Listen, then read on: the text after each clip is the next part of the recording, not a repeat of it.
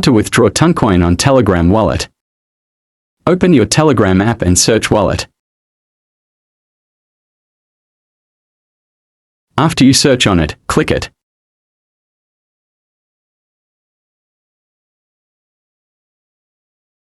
After that, you might want to go ahead and click More Assets to view more options that it has, and for you to explore some things that might help you in the future. Before we get into sidetrack, go ahead and click Send button. Then it will show you some asset, then choose the Toncoin. Now right after, choose which account you want to withdraw your Toncoins with, then you can go ahead and withdraw your Toncoins from somewhere like OKX, Binance, Crypto.com and more.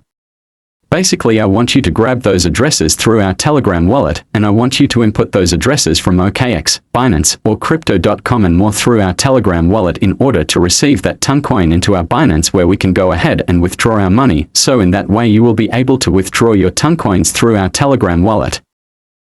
That's all from me. I hope these been helpful to you. I hope you learned something from me somehow, but that's it from me. Thank you.